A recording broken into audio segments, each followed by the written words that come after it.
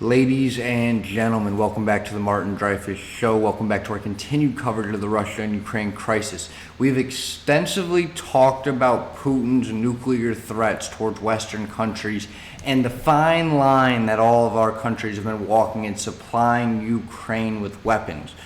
It seems like that's coming to a head in our waking moments as we sit here today, because Putin has warned Biden and the Western countries of unpredictable consequences for continued arming of Ukrainian soldiers. So it's an ultimatum now of, do we really want to go to war? And if we go to war, is Putin really willing to go to the extreme of nukes?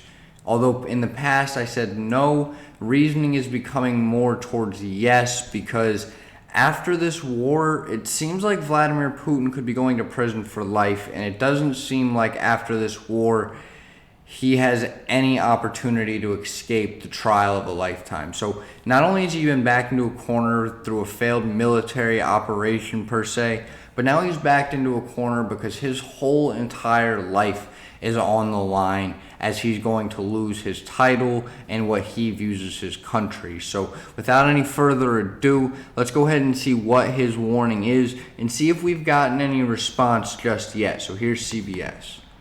Those demanding the U.S. and NATO stop arming Ukraine, saying continuing to do so could lead to, quote, unpredictable consequences. That's right. In a letter to the Biden administration, the Kremlin also accused the U.S. of openly disregarding laws for transferring weapons to conflict zones. The warning comes as the U.S. sends $800 million worth of military assistance to Eastern Europe. Moscow also wrote in its letter that NATO's actions are stalling peace negotiations with Ukraine. Meanwhile, Ukrainian officials say Russia's flagship naval vessel in the Black Sea. So before we take that any further and go into the warship, which we do need to cover, the importance there is, A, that Russia has been spinning a lot of things, so it's hard to believe anything they say. I believe we probably are breaking laws by sending weapons into a war zone. However, the amount of war crimes that Russia has committed is going to far outweigh any kind of charges you could bring against any of the NATO countries. And he knows that. So this is more so propaganda Russia is spewing, if you will. He sank after being hit by Ukrainian missiles. But Russian authorities say it sank in a storm while being towed for repairs after an explosion and fire.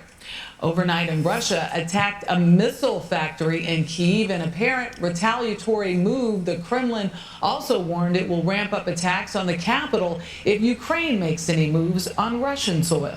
So joining us now is CBS News. The importance of that statement is, we've covered before that there were some reported attacks on a Russian oil field in Russia, and there was never, I guess, extensive coverage on that, and there was never blame placed on Ukraine.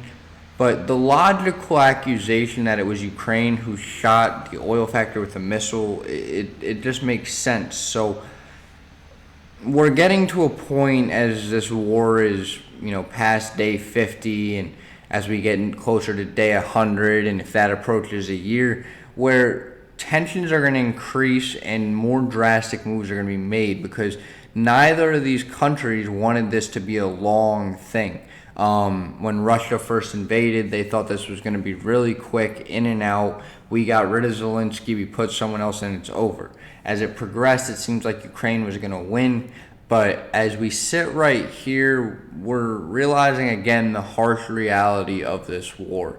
There are battles, there are ups and there are downs, and there are no winners in war. This could go on for a very long time. And with the technology that is now available and the amount of players in this game potentially increasing, we could be facing more drastic measures very soon. Foreign correspondent who is in Kyiv, Chris Livesay. Chris, thank you so much for being with us. Can you explain the significance of Russia's flagship warship sinking? This was one of their, major warships in the Black Sea, and what this means for the war moving forward. So we are going to discuss that in a little while. That's not really the importance as much of this video, as much as the warning. We know a lot of these counterattacks are supposedly revenge, but Russia's upping the ante. I mean, it's round 2, if you will, of this war, and this is kind of just day 1 of it. We're going to go more into, the warship and all of that very shortly, but the importance of this video really is to outline the fact that this round 2 could see NATO or other people really being forced to either step in or step away.